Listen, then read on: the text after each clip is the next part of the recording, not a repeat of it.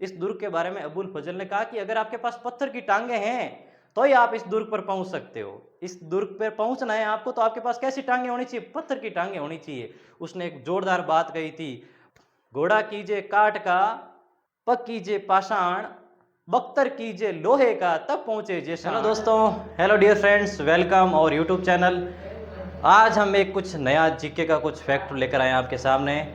हम एक राजस्थान के जो किलों की जो सीरीज है वो हम शुरू करने जा रहे हैं। उसमें सबसे पहला जो किला ले रहे हैं वो है राजस्थान का जो दूसरा सबसे बड़ा किला है वो है जैसलमेर दुर्ग, जैसलमेर का किला। जैसलमेर के दुर्ग के बारे में आज हम पढ़ने वाले हैं, इसके कुछ फैक्ट के बारे में पढ़ने वाले हैं। जैसलमेर के दुर्ग की क्या क्या खास बातें हैं उसके बारे में पढ़ने वाले हैं। सबसे पहले देखते हैं इसका निर्माण। जैसलमेर दुर्ग का निर्माण कब हुआ? इस दुर्ग का निर्माण है वो 1150 के अंदर हुआ था। इस दुर्ग का निर्माण है वो 1155 के अंदर हुआ था।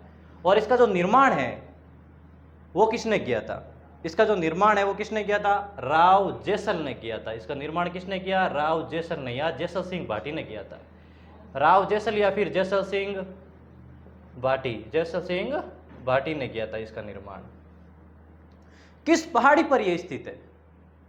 ये किस पहाड़ी पर स्थित है? ये दुर्ग है वो त्रिकुट पहाड़ी पर स्थित है। त्रिकुट पहाड़ी पर, त्रिकुट पहाड़ी पर स्थित है ये दुर्ग।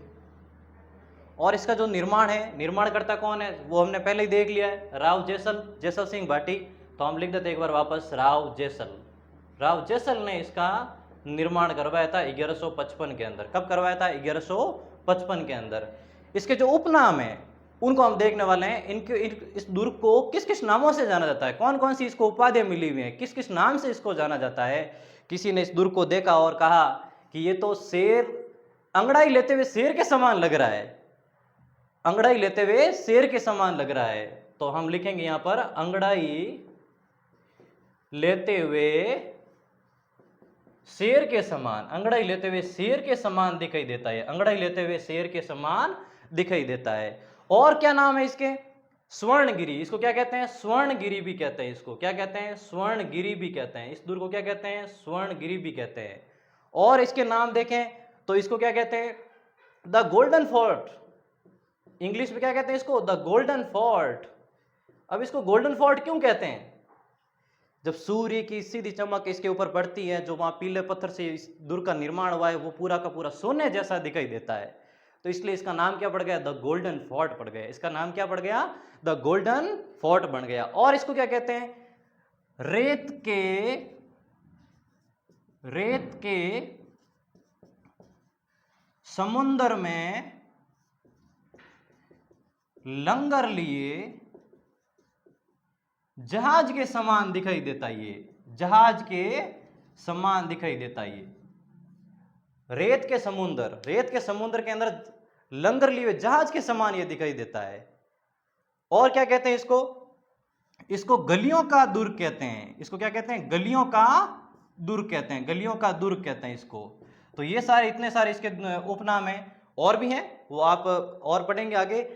तो ये याद रखेंगे आप, अंगड़ाई लेते हुए शेर के समान, और स्वर्णगिरी, द गोल्डन फोर्ट, रेत के समुद्र में लंगर लिए जहाज के समान ये दिखाई देता है, और गलियों का दुर्ग है। ये गलियों का दुर्ग है। साथ में ये अपने नालियों का दुर्ग है। इसको और क्या कह सकते हैं हम? नालियों का दुर्ग है ये, नालियों का दुर्ग। और इसको रेगिस्तान का गुलाब भी कहते हैं। साथ में रेगिस्तान का गुलाब भी कहते हैं। रेगिस्तान का गुलाब, इसको रेगिस्तान का गुलाब भी कहते हैं। साथ में ये भी उपनाम हमें याद रखना है। तो इतने सारे इस दुर्ग के उपनाम हैं जो आपने पहली बार सुने होंगे। ये सबसे पहला बार, ये अंगड़ाई लेते हुए शेर के समान, किसी ने इस दुर्ग को पहली बार देखा और कहा कि ये तो जैसे मानो कि शेर क्या कर रहा है? अंगड़ाई ले रहा है, इसके समान लग रहा है। और स्वर्णगिरी, इंग्लिश में कहते हैं द गोल्डन फोर्ट, रेत के समुद्र के अंदर लंगर लिए जहाज के समान ये दिखाई देता है। और गलियों का दुर्ग है, ये नालियों का दुर्ग है। ये दुर्ग अपनी बेजोड़ नाली व्यवस्था के बारे में जाना जाता है। नाली व्यवस्था इसकी बहुत सुदृढ़ थी उस समय, तो नालियों के लिए भी ये दुर्ग अपने जाना जाता है। और क्या इसके उपनाम है? रेगिस्तान का गुलाब भी कहते हैं इसको। इसको रेगिस्तान का गुलाब भी कहते हैं। बुर्ज, इस दुर्ग के अंदर कितने बुर्ज हैं, ये दुर्ग कितने बुर्जों के लिए फेमस है, कितने बुर्ज है इसके अंदर, तो मैं आपको बता देता हूं इसके अंदर 99 यानी कि 99 बुर्जों के लिए फेमस है ये दुर्ग। ये जो जैसलमेर का जो दुर्ग है ये अपनी बेजोड़, समृद्ध, विशालता के कारण तो फेमस है ही है। तो इसके अंदर कितने दुर्ग, कितने बुर्ज हैं, 99 बुर्ज है इसके अंदर, 99 बुर्ज से ये बना हुआ है।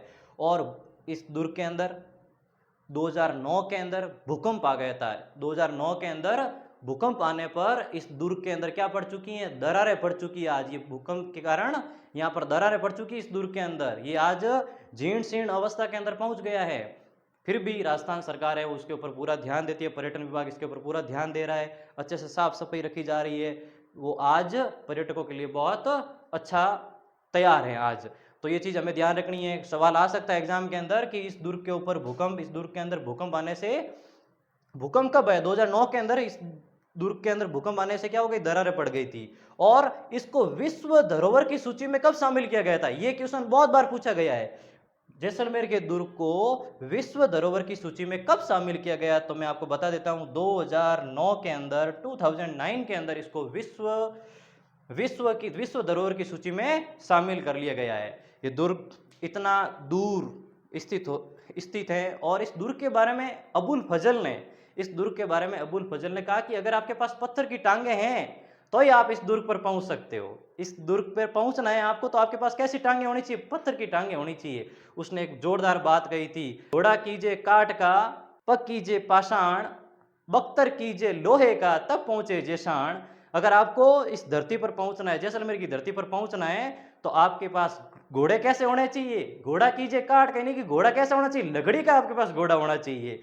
और आपकी जो टांगे हैं वो पत्थर की होनी चाहिए। और आपका जो कवच है, बख्तर है, वो कैसा होना चाहिए, लोहे का होना चाहिए। तब जाकर आप इस जैसलमेर की धरती यानी कि जैसाण पर आप पहुंच सकते हो। इस दुर्ग की महिमा गाते हुए कवि ने कहा है कि गढ़ दिल्ली गढ़ आगरो अधगढ़ बीकानेर, भलो चुनायो भाटियो सिरे तो जैसलमेर। यानी कि आगरे का किला, बीकानेर का किला, इस किले के बारे में तो बहुत चीजें लिखी गई हैं, लेकिन इस दुर्ग के बारे, इसकी दुर्ग की विशालता के कारण इसके बारे में कहा गया है कि बीकानेर का दुर्ग, आगरा का दुर्ग, इस सभी दुर्गों से विशाल दुर्ग हैं वो भाटियों ने चुनाया है, जिस दुर्ग का नाम है जैसाण यानी कि जैसलमेर का दुर्ग। इस दुर्ग के बारे में आपको ये जो फैक्ट मैंने बताए हैं, ये कैसे लगे आपको, आप जरूर बताना। आगे एक और वीडियो के साथ हम मिलते हैं वापस एक नए दुर्ग के साथ। Thank you.